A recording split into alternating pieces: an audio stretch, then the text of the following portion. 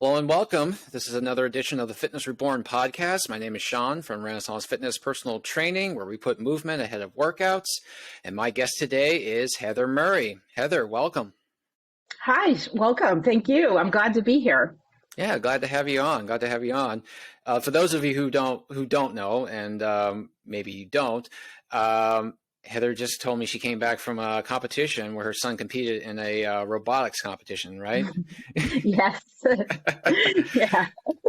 It's always fun. Oh, yeah. You said it was in Massachusetts. Where are you Yeah. located? I'm actually located in Connecticut, and Okay, so it wasn't that yeah, far. so no, not that far, but we like to travel for robots. So Well, you'll find a common ground with a lot of people, I'm sure, because I have friends, haven't had friends that are all into electronics and robotics and things like that. So, yeah, it's a very niche market for sure. yeah. It's a lot of fun, and it's really great to see the kids kind of come out of their shell and be who they are in this environment that kind of lets them just Yeah. flourish and be who they are. So it's a lot of fun. Yeah. Is that kind of how So, he is? He's kind of like introverted and tinkers with stuff and in his rooms, that yeah. kind of stuff. Yep. Yep. Yep. But when he gets into that environment, he really kind of comes out of himself. Right. So He it's go he it's gets it's into his really fun to world. see. Yeah, he gets Yeah. into his world Yep. and yeah, all Yep. right. Well, that's cool. That's cool. I'm glad he It's has really that fun to outlet. see. A lot of people don't. Yeah. Yeah. It's a lot good programming. So Good deal. it Good was a deal. lot of fun. So Well, Heather here. Heather, what I like to do when I speak to people, no matter who they are, when I speak to people, is I like to kind of reverse engineer and start from the very beginning here, because obviously we're here talking, but there's generally a whole lot in between us yeah. talking and where things began. So I like to hmm start from the very beginning. So tell us your story here. What brought us to this point? Sure. Well, I think I'm going to start in the middle Okay, to to get to the beginning is probably the best way for me to start. sure. Um, my health journey, we'll say, started on July 12th, 2017, and the reason I know that date so well in my head is because that's the date I came up here to Connecticut. I was born and raised here in Connecticut, but I was living in North Carolina. Um, and this is where my family lives. So I came up here for the summer to drop my son off to be with his grandparents for the summer. Um, and I arrived here on July 9th and then was planning to stay the week and then go back to North Carolina. Um, but on July 12th, my father got a brain, had a massive seizure and, you know, was hospitalized. And we found out a day or two later that he had stage 4 brain cancer and didn't have very long to live. Just So just just like that, all of a sudden out of the he blue, has a seizure, and all of a sudden stage 4 brain cancer. out of the blue, no, never a headache, not a nothing. There was nothing. He had just come home from a long trip with my mother and their friends. They were driving. This was a man who was never really sick a day in his life. I think back to my childhood. I don't remember that man ever taking a sick day, like just out of the blue, completely out of the blue. Um, so that's the day my life changed. Um, Everything got turned upside down.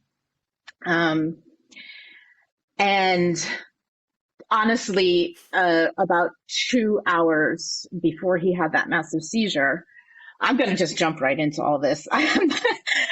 uh, about 2 hours before we had that conversation, that he had that seizure, he and I had a very, very important and um heart wrenching conversation. He was very concerned about me and my son, uh, and he knew I was in a very dangerous an abusive situation in my marriage. And he was just very concerned about me and my son and how I was gonna get out of that, you know. And up until this point, I had hidden that from the world because I was ashamed of being in that situation, and I later found out that many women go through that. They find themselves in these situations, and it's shaming, and so they hide it, and I thought I was doing a great job of hiding it to the world, at least, except for the fact that I had gained 100 pounds because I was eating away the stress, and I was a complete shell of myself, all of my interests. I was like practically a robot. I had no joy in life, had no feeling, I had no anything. I was just functioning, so your parents know you better than anyone. And my dad saw that. He saw that in me and he saw that in my son. So he and I sat down together 2 hours before this and kind of tried to come up with a plan of how I was going to. I said, Dad, I can't. I said, I know. And I finally admitted it. I couldn't even admit it, but I finally admitted it to him that that's what was going on. It was, probably even worse than he imagined. And he said, well, we have to get you out. I said, Dad, I can't just leave. That's dangerous. I have to have a plan. I can't, if I just leave, he's going to come, he's going to find, so we talked and came up with some ideas and then decided to just table the conversation for a little bit and maybe come back to it the next day. And it was just he and I talking. So we thought we would, bring my mother in on, and he was going to talk to her. And well, then 2 hours later, he had this massive seizure, and that's when everything changed. So a few days later, I was in the hospital with him, and I said, we were just sitting there, and thank God he was able to have surgery and have the tumor removed, and they were worried that it was going to take away his speech and his personality. And thank God he came through that surgery and was able to speak and talk. Thank God, because we had a few more months to talk and, be together. And he was himself for most of those months until just right at the very end. And so we're grateful for that. So a few days later, after he had that surgery and had that tumor removed, he and I were just sitting in the hospital room, and I said, Dad, I said, I can't believe this. And he said, he just looked at me and he says, well, we never finished our conversation. And he says, I think we have our answer. I said, what do you mean we have our answer, Dad? What are you talking about? He says, you're going to stay here because your father has cancer. That's the reason you're going to stay here. That's your reason. And I said, Dad, and he said, I don't want cancer and I don't wish it. But if this is what it takes to get you out of that situation, then give me cancer. Wow. He says, and I'm happy to do that. If that's what gets you out of there and you're safe. He says, I need you to be here so I know you're safe. He's like, I can't go through this if I don't know you're safe. So he says, just give me that peace of mind and just tell me you'll stay here. He says, don't go back. I had a suitcase of clothes for a week. That's all I had. He says, don't go back. My family, thank God I have a wonderful family, and they were here they supported me through that. And they just said, no, go back. We'll figure it out. And that's what we did. So I stayed.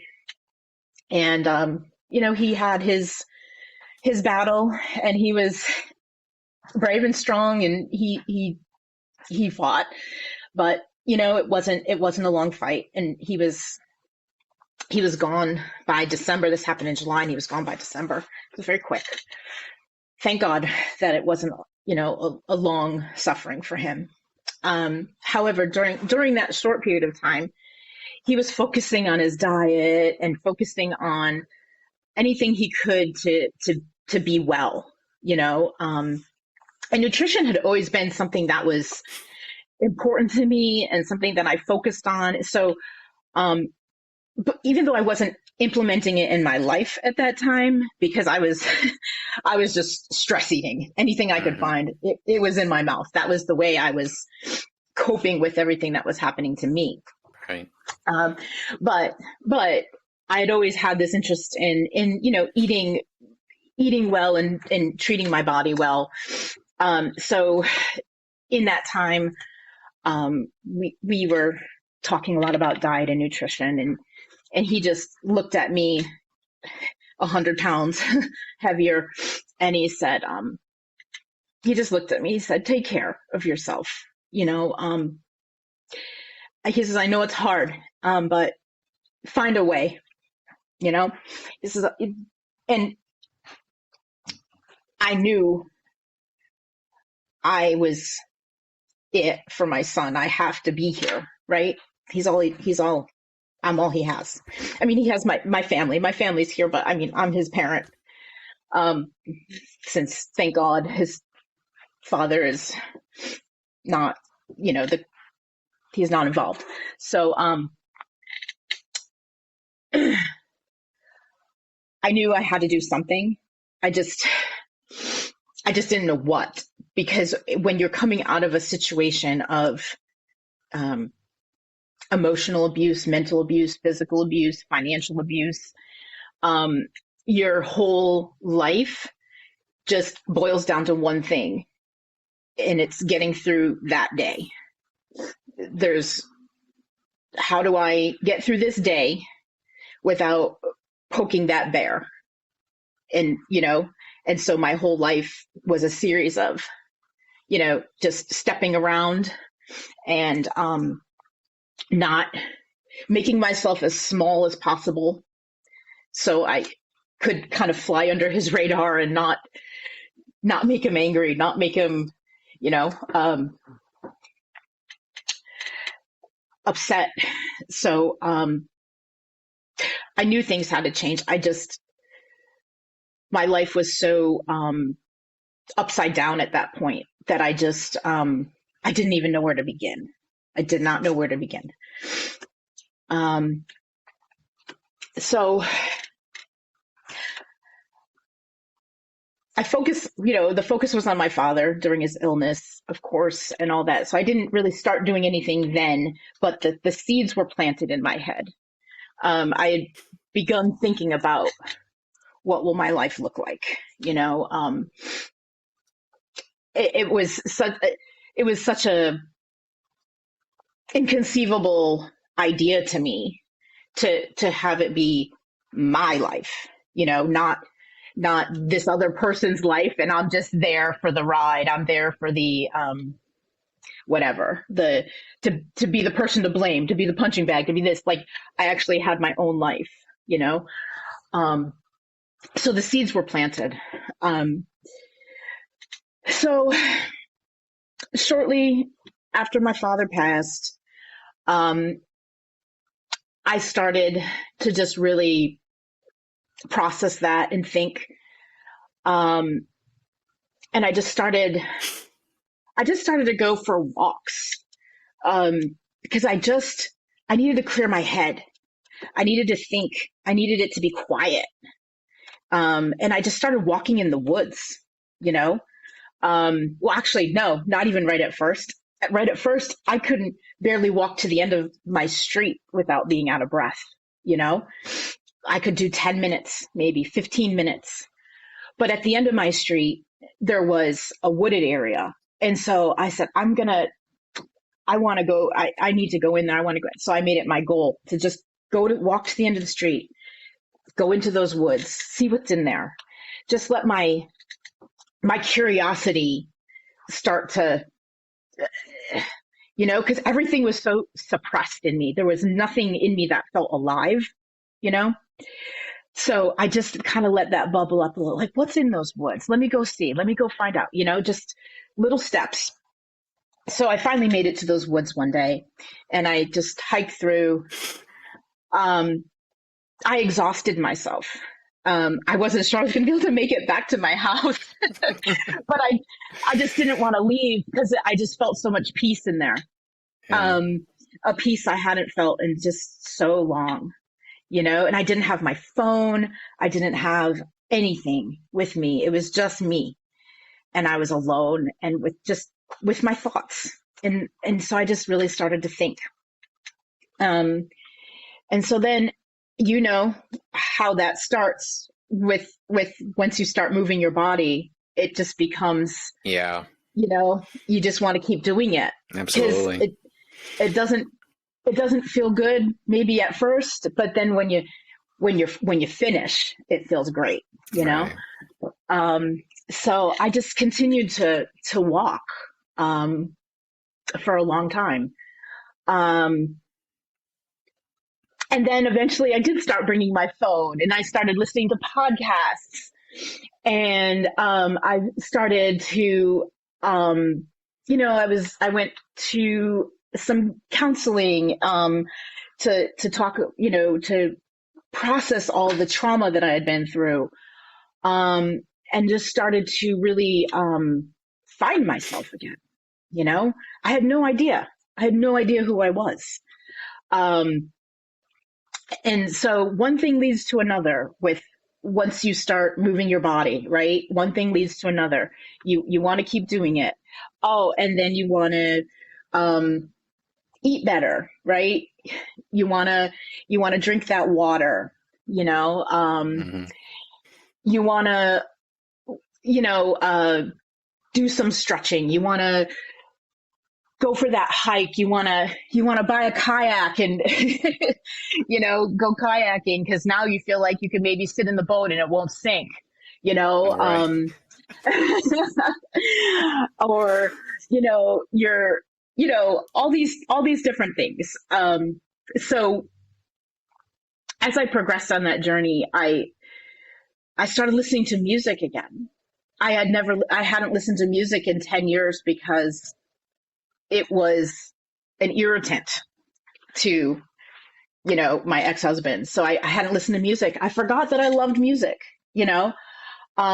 so working out to music, oh my gosh, game changer, like, what kind of music do I actually like? I don't know. Let's find out, I mean, just this amazing journey of discovering who I am, which sounds strange when you're middle-aged to be figuring out who you are, but it's just so true that I lost myself.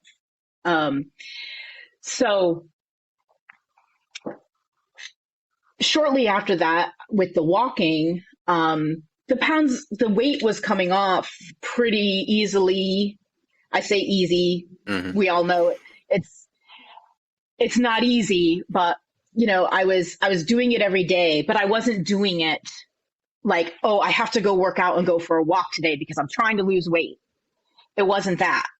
It was, and this was a key moment for me in the journey.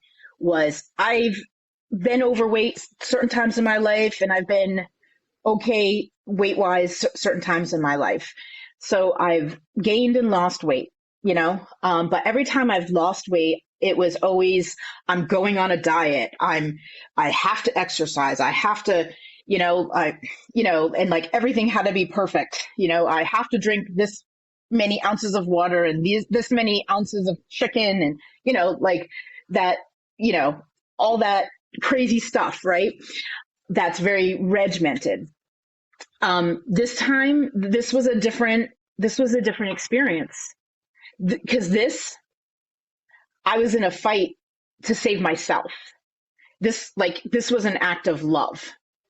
and that's it. It wasn't a punishment. Every time in the past, losing weight, it was a punishment. Oh, I have to work out. I have to eat this boring chicken.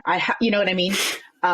Whereas this time it's no, I love myself, and this is an act of love. This is a gift I'm giving myself. So that was a game changer for me. And every workout I did, every meal I ate, it was a gift to me. It was an I love you to me. Because that's the person who hadn't received love, in so many years. It was all about that other person, Right. everything in my life was all about that other person, Right. to the point where, if I did something for myself, I was ridiculed. I was told I was selfish. I was told I was, it was just, an amazing amount of,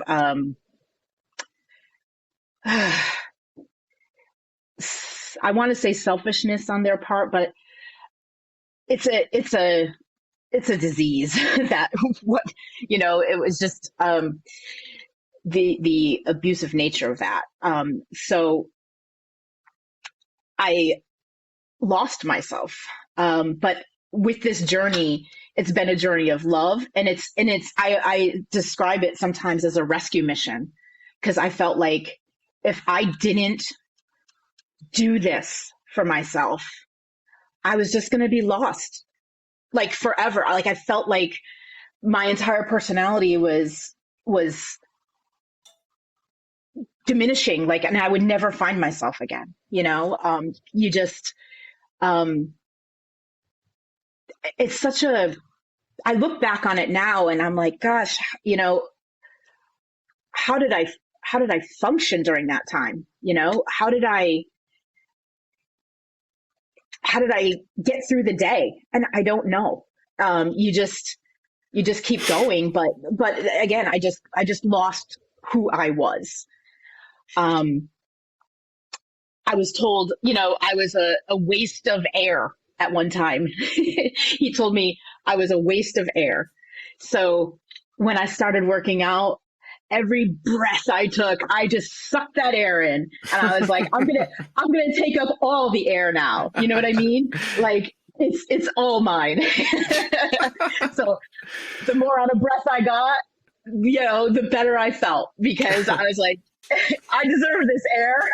I mean, it's funny how your brain works, and it protects you when you're going through trauma. And there's probably a really good reason I don't remember a lot of it. I learned that in the therapy part of it is, your brain is an amazing protector. So it will shield you from some of those memories. Cause you don't need them. It helps you just move forward, so, I just, did a lot of walking, and that walking helped me to really find myself. And I did that for about 9 months. And that's where the bulk of the weight loss occurred, was in those first 9 months. I probably lost a good 90 to 100 pounds in that first 9 months with just walking and just, following a relatively healthy diet, nothing crazy. I wasn't, counting every calorie, every morsel in my mouth. It wasn't that. It was just like, no, I want to eat this. I want to give this good, nourishing, clean food to me. I want to eat these vegetables. Because that's what my body needs. It needs this nourishment. It needs this, treat it well. Let's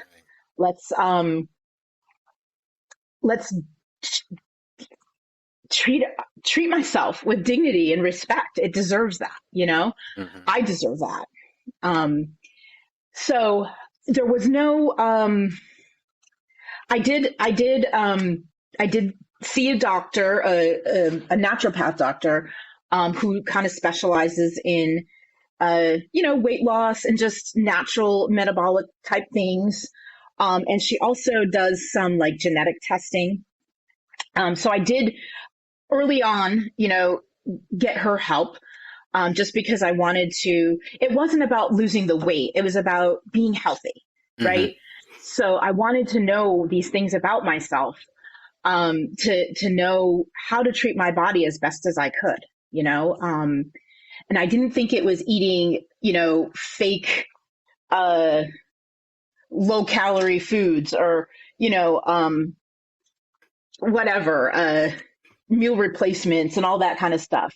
I wanted real food. I wanted real food, and I wanted, I just wanted to treat my body as best as possible. I was just very focused on health and not necessarily weight loss. You're making me feel bad for having that protein shake a while ago. Oh no, I still drink a protein shake. I do, but sometimes you get these crazy programs. And they're like, eat just these foods, and you're like, it can sit on my shelf for a year. How is this good for me? Yeah, no doubt. and that's all you're eating. Yeah. So it's like, that's not what I wanted. I wanted, again, the game changer for me was, this was an act of love. I was trying to rescue myself, and I wanted to just be the best I could be, So that was my focus. So another kind of game changing moment for me was, with when I had this genetic testing done. It was eye-opening to me. It was a series of, tests, and, like diabetes runs in my family. And at my last physical prior to seeing her, I was like that far from being diagnosed a diabetic. I had metabolic syndrome, insulin resistance, all that crazy stuff. And my doctor was ready to start putting me on, diabetic medication. What is that? Insulin or whatever. And I had to beg him. I was like, please, I don't want that. I was like, just give me 3 months, give me 3 months, and I will come back to you. And if in 3 months, I haven't made any progress, then I will start the insulin. But please, I don't, like, to me, I've seen family go on that, and like, right. No, and good on you for actually advocating for yourself like that, not just jumping to the medication that they want to put you on. It's like, no, let me figure this out on my own. And if I can't bring it in, if I can't rein it in, then let's consider the medication. Right. I just, sometimes they, so quick to prescribe a pill, and it's like, and even for the situation I was in, they were like, you probably need some antidepressants or something. You've come through a lot.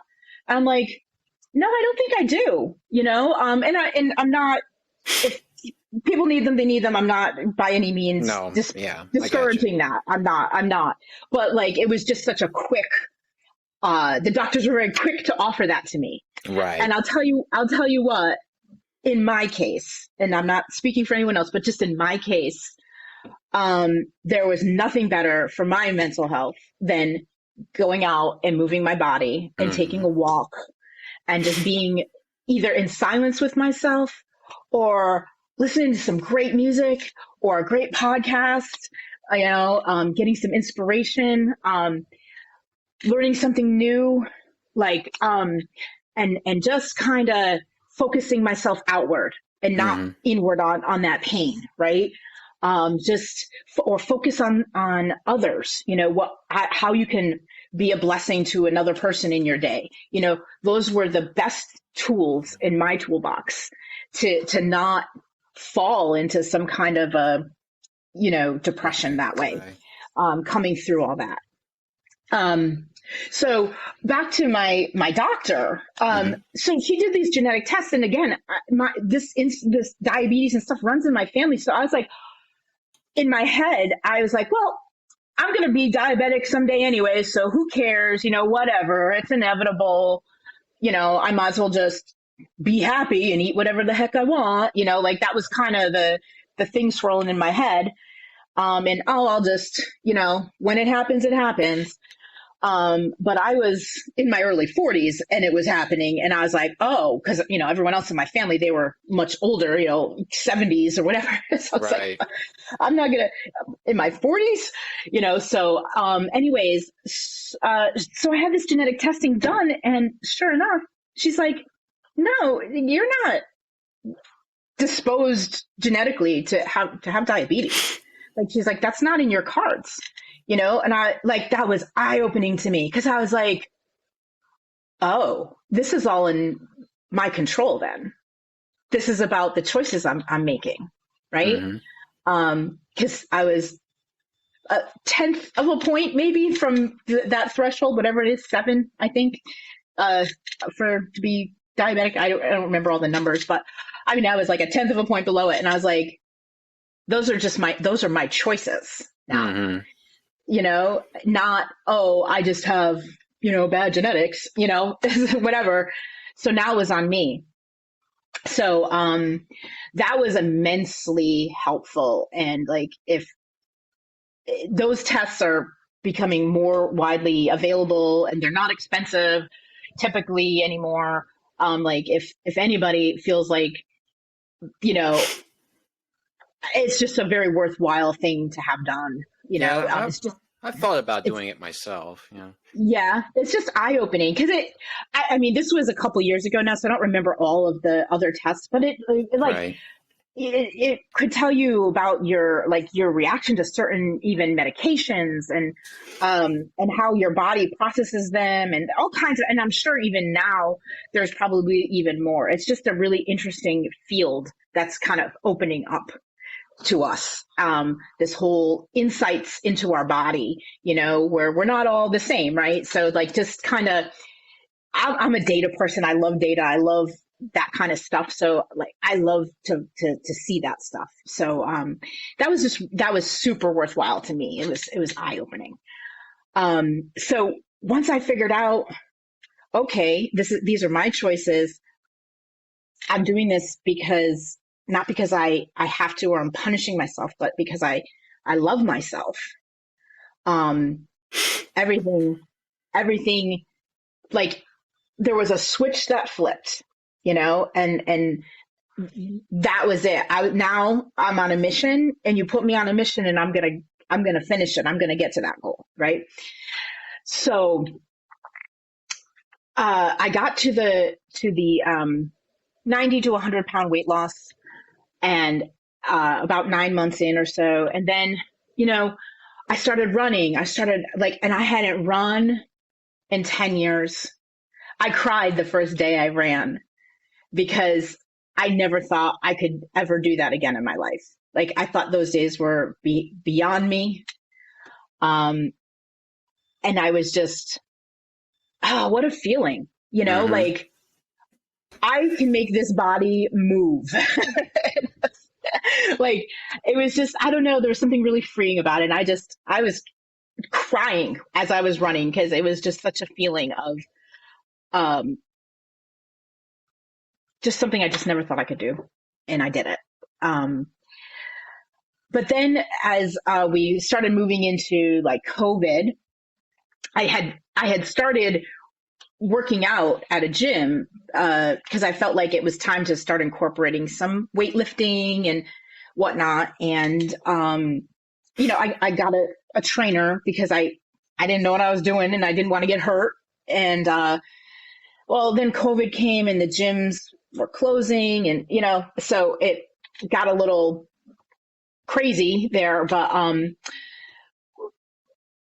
my trainer now, she got laid off from her gym. So she just, decided to open up a gym from her home. So we started training. That's what I was doing during COVID is I just started working out with her, in her home gym. And we just, started doing, when I first started with her, I couldn't even walk up steps. My knees hurt so bad. I couldn't, steps where I had to go down them sideways, because the pain in my knees was just so bad. Right. So like I still remember my first workout with her. We used like the TRX to Mm-hmm. kind of support myself, and just doing some squats, just with the TRX to help me. And I think back to those days, and now I'm, on an 18-inch box doing step ups with weights. I'm deadlifting. I just hit my new PR last week, 275 pounds, I'm deadlifting now. Bench pressing. Well, I've had a little shoulder injury. I was up to 115 pounds, but we had to take a little time off from the bench pressing. So I'm about 70-ish back right now, but It happens. it happens. It happens. So, like all these things, I think, my gosh, my body can do all this. Mm-hmm. And so what I've discovered through weightlifting was this was an incredible piece of my mental health, wellness, to come through that journey, that abusive situation I was in. Mm-hmm. This was a major key in overcoming that. Just the confidence you gain, the self-awareness you gain.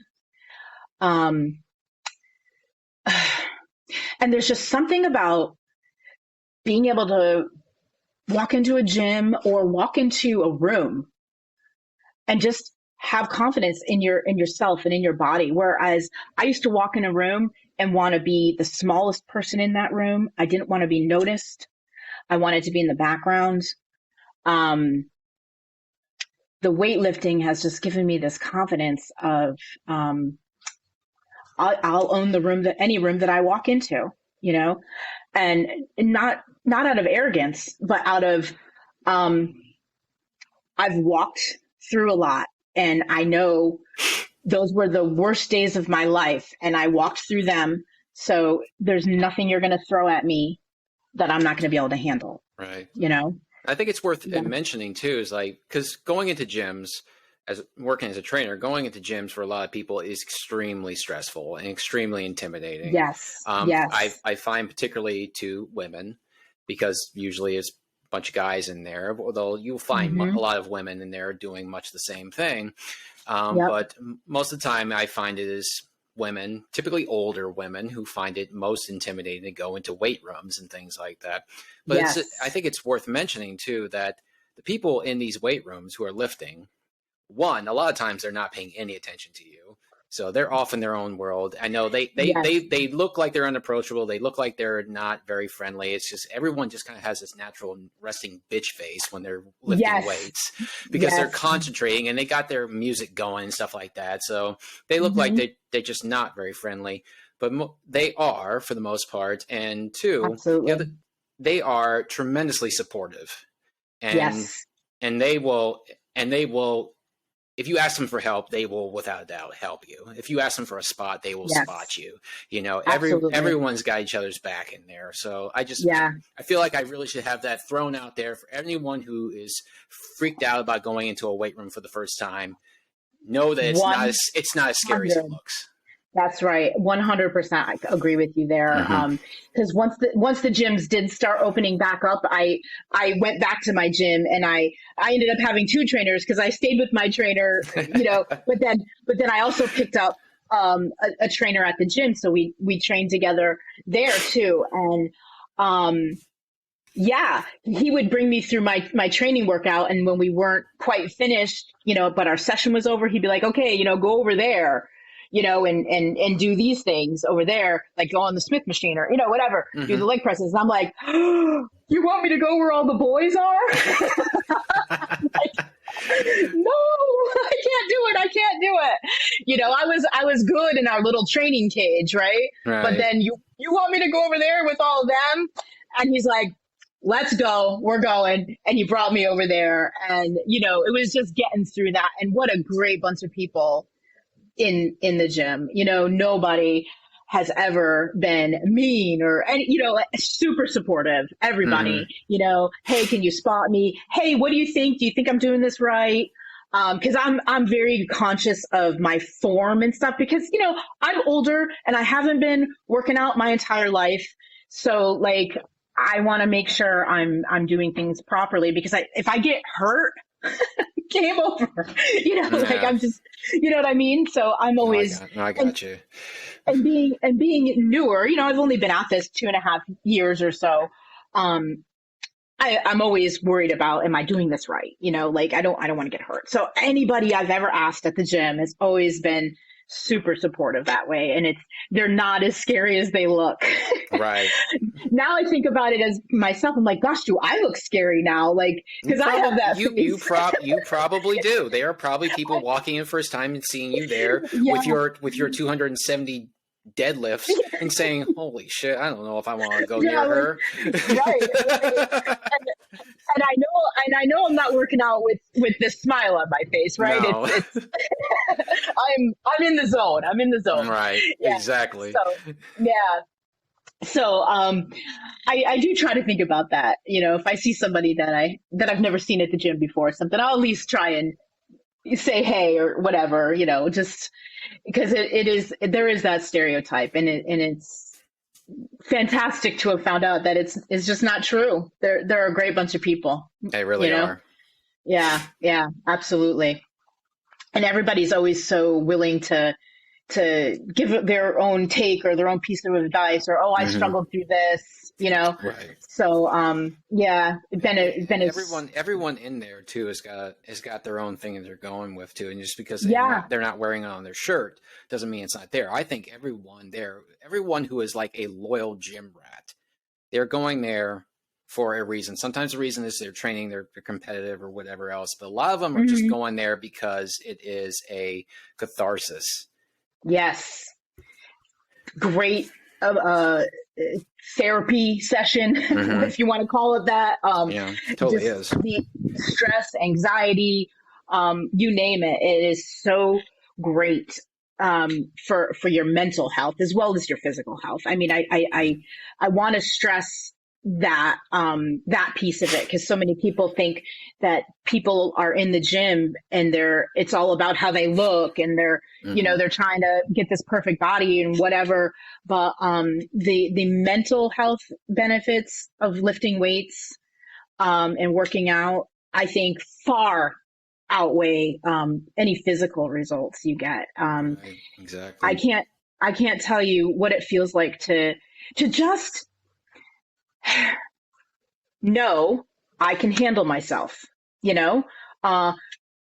I may not be, trained in martial art or whatever, but like I have the strength now to not be pushed around, to not have to cower. Like I can fight back. I mean, not that I ever want to have to, but that I can. I can run away. Like, I mean, I think that's what the crying was about that day that I ran. It's because I felt like, oh my gosh, I can run away. Like I can get away from, like, just because when you're in that dark situation, you just feel so trapped. Like you just, you don't know which way to turn, and you just feel so vulnerable. And, just being able to handle your own business is just a fantastic feeling. And there's something that goes on in your brain too, when you're just pulling heavy weights or pushing heavy weights. There's just something going on in there that, like, it makes you happy, right? It really does, and it's found that it really does unleash a chemical cocktail in your brain. Yeah, and it's just it is such a great feeling. It's amazing. It's an amazing feeling. And I'm so grateful to have found this outlet, to prioritize, it started off as, like I say, that rescue mission to find myself and to love myself. And that continues. I've hit a plateau. I mean, I haven't, like I said, I lost that 90 to 100 pounds in the first 9 months. I think to date, scale wise, I've only maybe lost another 15 pounds since then. I've obviously seen a lot of changes in my body composition, right. ton of muscle, I still have some fat to lose, still working on that. It is slow going. Like these last, like I probably have 20 more pounds of fat that I would like to get gone. And Right. it is slow going right now. Like like that momentum is gone. So that initial fast results you see, um that's your motivation in the beginning. Now it's just about discipline and commitment and habit, right? I've built these healthy habits of working out every day. And so like this is what's going to get me through to the finish line. The motivation and all that in the beginning is what got me started. But like to get me to that finish line, it's now all these healthy habits I've built, and the I guess you call it discipline, Hmm. but it's not been easy to Right. be working your tail off and not seeing that number on the scale. Yeah. But we have to shift our focus, right? Because we, Right. as women, typically we get focused on that number on the scale. We want to see it going down every month or every week, and that's not happening for me right now. Um, this is the point in the game in the past where I would have given up and just been like, oh well, might as well just go back to my old habits because you know I'm not getting the results I want. Yeah. Yeah. That's what happens. But It's very common. it is. But I think, like I said, the change for me this time around was just no, that's not what this is about. It's not about that number on the scale. It's not about how I look. It, we all love to look in the mirror and like what we see, of course, but it's not about that for me. It's about having control of my life. Right. So This life is my own. two key things I wanted to take from your story here, Hmm. and there's a lot to extrapolate here, but two things I think Yeah. are kind of standing out here. One is starting small. So you started just by walking to the end of your road. Hmm. And that was about all you could do at that point, and that was Yeah. fine. And then you came back the next day and you did it again. Progressively, you worked towards going into the woods, and so you went into this wooded area here. You were looking for quietness. You were looking for serenity. Things that you're looking to remove yourself to a certain degree.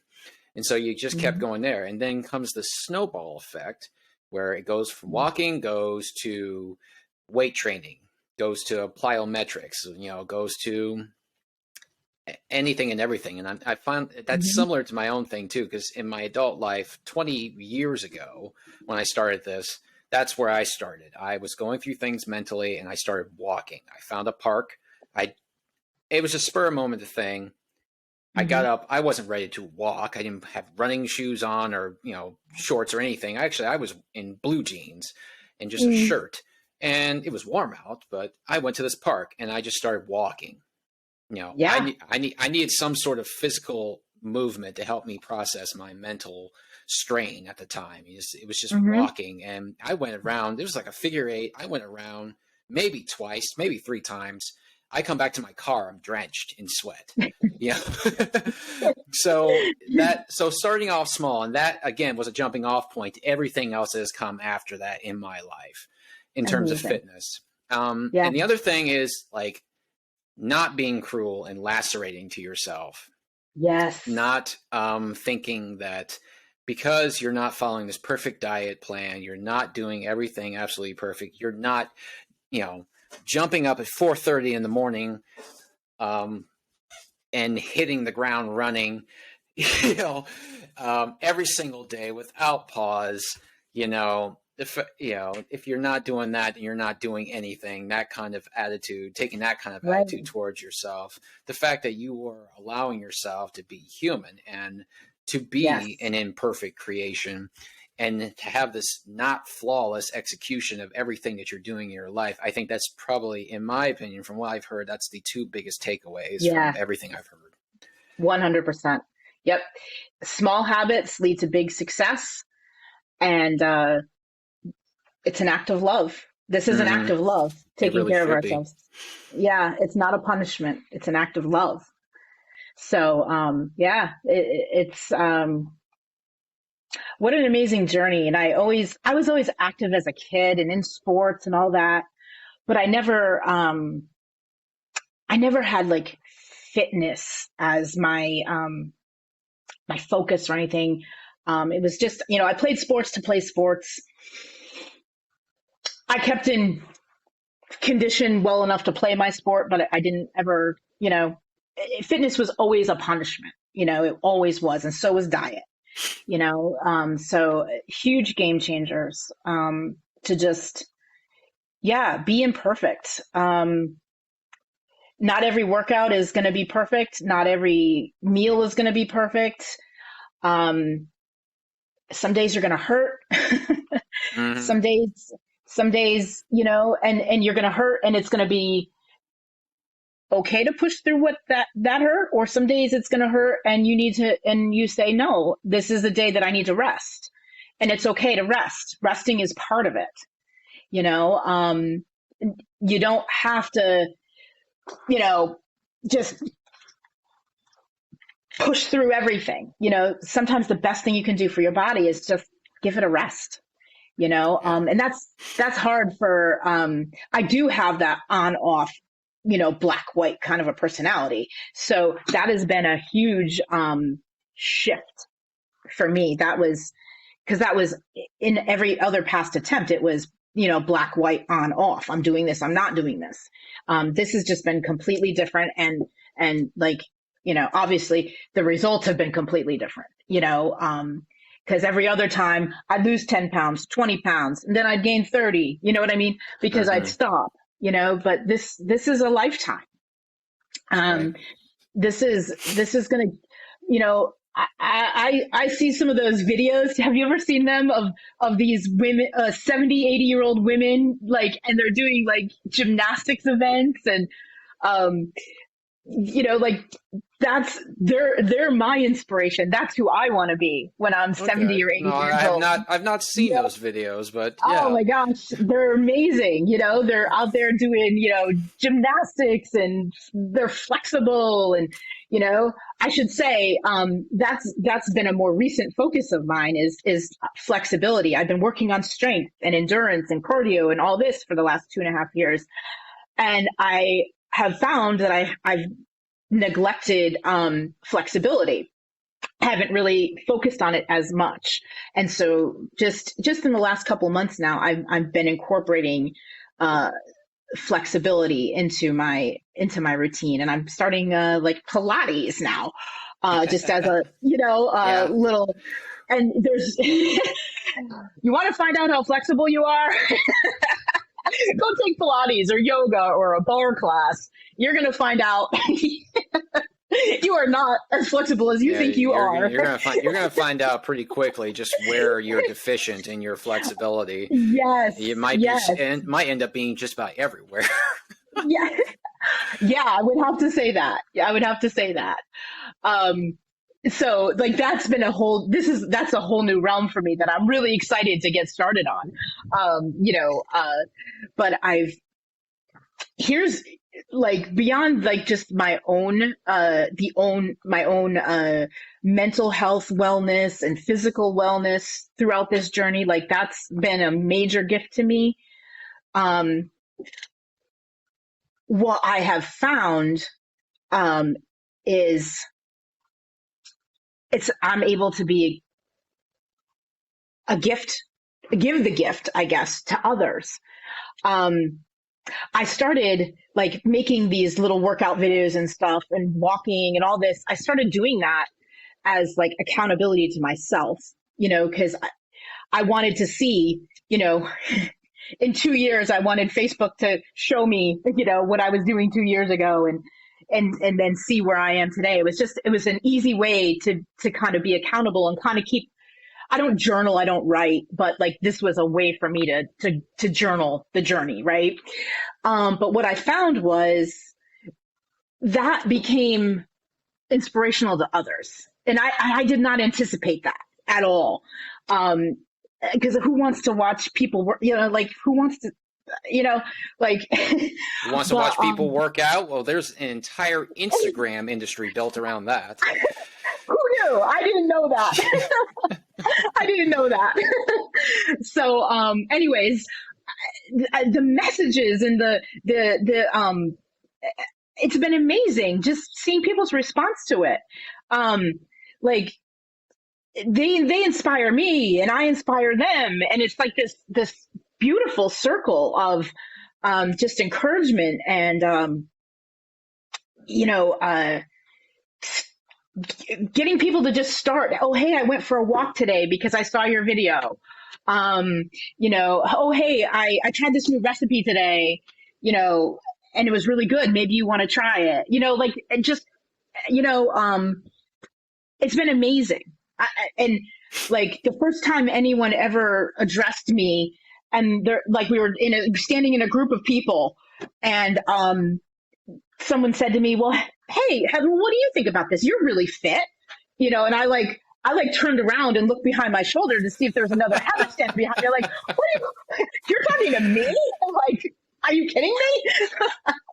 You think, like, I've never been thought of as someone who is fit, like, right. I was like, yeah, well, it really does catch you off guard too, because you realize yes. then that, what you see of yourself can be completely divergent from what someone else sees. I've experienced that myself too. I tend to be, I can be really hard on myself. It's like, man, those gains ain't coming really all that hard, easy at all. And then, I'm at work or something. I walk into a room and someone just says, well, someone works out. Just looking at me, I'm like, okay, cool. Okay. I'm like, well, damn, I didn't think it was really anything worth commenting about, but yeah, I could. Feels good. That was right. I know, and I was so surprised to find out, like, other people experience that, like the body image stuff, right. Body dysmorphia. Yes, that's the word. Even my trainer was talking to me about that one day. He's like, hey, I just want to let you know, like, you're like, he's like, I just noticed in the last couple of weeks, like, every time you come in here, like, you look smaller and smaller, he's like, and then he caught himself. He's like, and I'm like, really? Because I walked in here this morning feeling like I was the biggest, like I couldn't even fit through the door. That's how big I feel today, And he's just like, are you kidding me? He's like, every time I see you're tinier and tinier.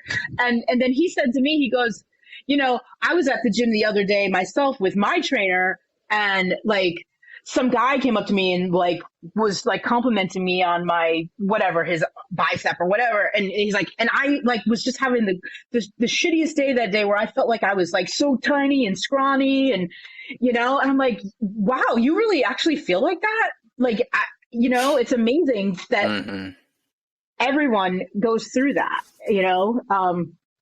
so we have to just let go of that, let go of what we think we see in the mirror, and just kind of let ourselves shine out there, I guess. And people see what they want to see. It goes back to what we said earlier. It's about not being cruel to yourself and not, not being dismissive of yourself. Yes. Which is a lot easier said than done. Oh boy, because we we naturally compare ourselves and our lives to other people who we see as living in a much better place than we are, and again, Instagram life, right? Facebook life, yeah, exactly. So it's I know it can be really hard. So you really have to check yourself. Absolutely, you really, really, really do. So I just I'm grateful every day for that, for this journey. It's been an amazing kind of self-discovery journey, like refinding myself to be the best person I can be, the best mom, the best person, and I just really attribute that all to finding like fitness. It's the last thing it's about is how I look in the mirror. That's the very last thing it's about. It's been such a blessing to me in so many ways. And I want to tell you about this idea I came up with on a walk one day. Um, and I'm really excited to just kind of share it. It's not ready for prime time yet, but Do it. the things you think about when you're just able to think for yourself. Hmm. I thought about my where everything I'd come through, and just a quick little story. Um, Soon after I had left that terrible situation, uh, I found myself in like a Walgreens or a CVS or whatever, and this is going to sound very silly, but it was the seed of this idea that I'm just super excited about. I bought like all of a sudden my life was my own, and I was in control of my own money, my own decisions, my own everything. I all of a sudden these were all my decisions. I didn't have to run anything by anybody and face any ridicule. So I bought the silliest thing. I bought like a face cream, right?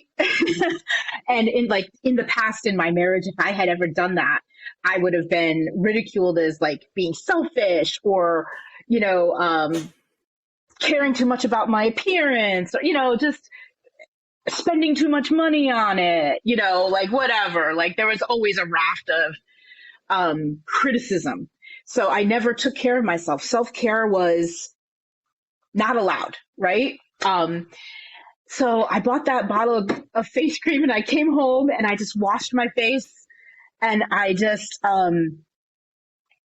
looked at myself in the mirror, and I didn't recognize myself. Who is this person? I don't even know who's staring back at me, you know? And I just had this, I thought about that moment on a walk where I had that talk with myself of who do I want to be in this world? How am I going to get through?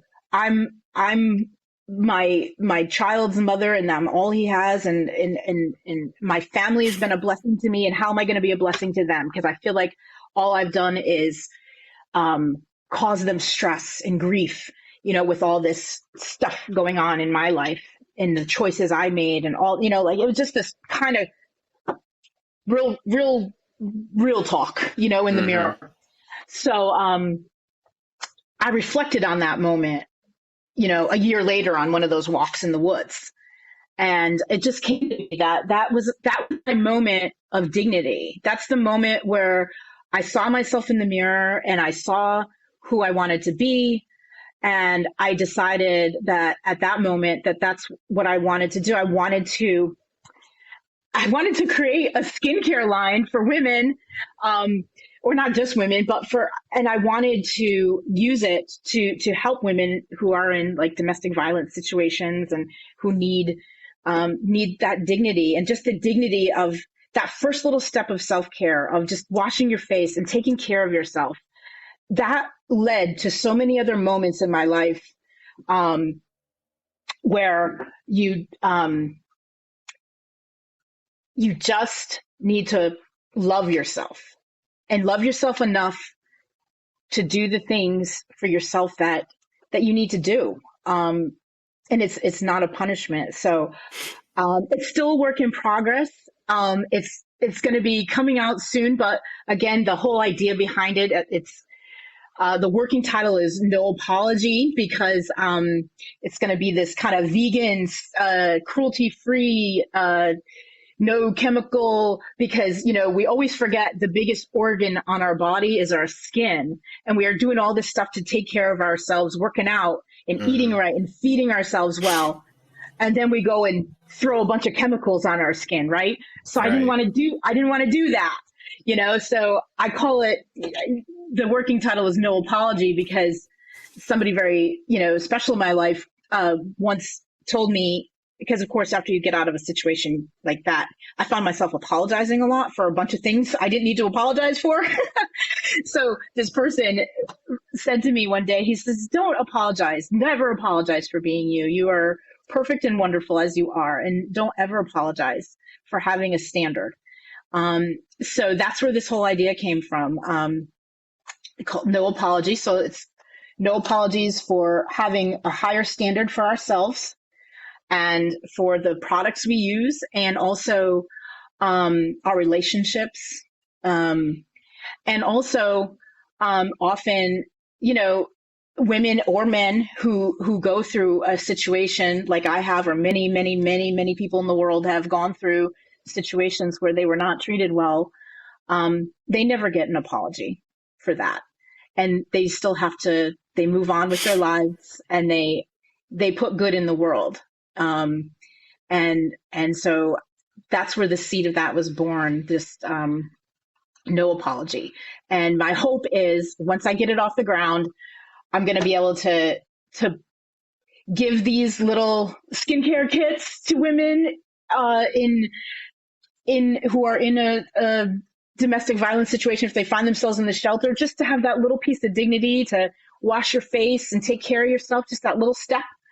And hopefully it's a building block to the next step, like it was for me. And then I just have a bigger vision than that. If I can ever get this off the ground, I just want this whole community for people who have been through that, where, if you've ever been hopefully you haven't ever been to a domestic violence shelter, but they're very utilitarian. I'm envisioning in my head a beautiful place where people can find mental health, physical health, financial health, so a gym, a place with a gym to work out and to help them through this stressful time in their life. Help with financial health, so you're not stuck. Help with mental health, so just like a whole community. And that's my hope and my wish someday. We'll see. It's all a work in progress, but it's what I hope to give back out to the world, because I just feel like we need to do a better job of helping people when they're in those situations. Right. It's a really tough go, and fitness is a really big key to it that I think is overlooked in that world right now. There's a lot of help out there for your mental health, but I just think if we were to bring the two together, it would be I don't know. I just am so excited to see the great results we could have by bringing that all together. And that would be a perfect combination where you have services that are directly meant to help with mental health situations, and then combined with the physical health. And we all kind of we try to get a 2-for-1 when we go to the gym. We try to get the mental and the physical. Yes, and a lot of times it works out just fine. But mm-hmm. And in all honesty, I mean, going to the gym does help with mental health, but it's not actual counseling. Right. So it does help, but it is not complete. Yeah.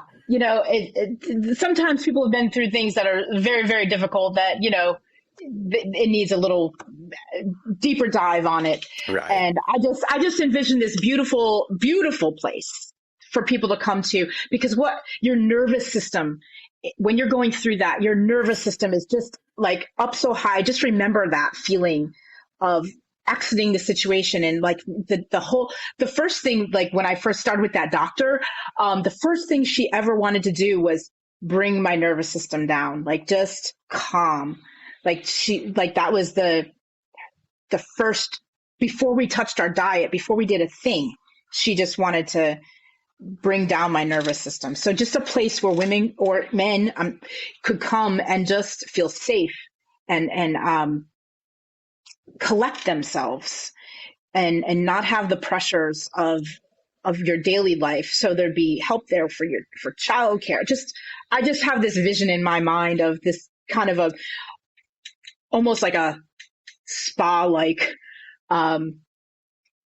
place people can come and just purely be able to focus on themselves and their children and their life, and use that as their jumping block to just catapult them out of that situation and into their next phase of life, because, you know, that story is not the ending for anybody. You know, like you can move past it. You can, and you can thrive, and you can give back, and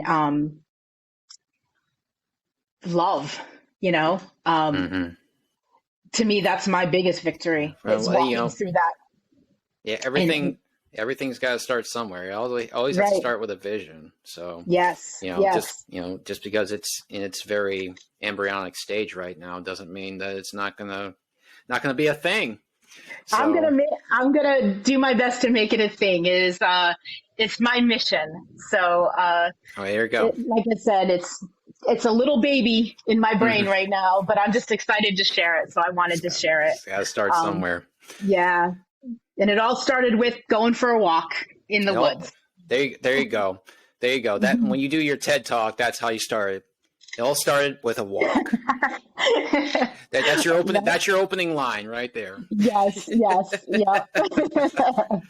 Well, Heather, we're going to start to wind it down now. This has Yeah. been fantastic. I have a little thing that I do at the end of my show here where it's sort of like giving everyone the final word here. So, you know, we talked for over an hour here. If there was one thing in the world that you want people to walk away from the most from everything we talked about here, if they remembered nothing of what you said, if you want them to remember one thing, what would it be? You're worth it. Go do it. You're worth it. That would be it. There you go. Say no more. All right. Well, Heather, thank you so very much. This has been a great experience. That was a great story. I love your idea. Thank you. And Thank you. I feel very honored that you have just bared your soul to me, to someone that you've never actually spoken to until now. Yeah. And I will go ahead. I was going to say, this was my very first podcast, and you're the very first person Well, I've told. you blew it out of the water. So, thank you. Yeah, there's a lot of great value to everything you said here, and I'm sure everyone who was listening will agree. I'm pretty sure anyone who listens to this, they're going to walk away with something really special. So, thanks so much. Well, thank you for having me. I really enjoyed it. Not a problem. No problem. Okay. Well, there you have it, ladies and gentlemen. This is the Fitness Reborn podcast. Again, my name is Sean from Renaissance Fitness Personal Training. My guest today was Heather Murray. And in the show notes, of course, I will post links to how you can contact her. Her social media is out there. And, reach out to her if you'd like. And I've seen her stuff on her Facebook from things that are posted on her Instagram account. It's pretty cool stuff out there. A lot of celebration of personal records and of fitness and of just little nuggets of wisdom that we can all gain something from. So check it out, folks. I'll put it in the show notes, of course. And don't forget, I'm offering my own online training courses. I'll put those links in the show notes as well. And of course, any contact information if you want to reach out to me, that'll be there as it always is. But for now, Heather Murray, thank you so much. Thank you, Sean. My pleasure. All right. Take care, everybody.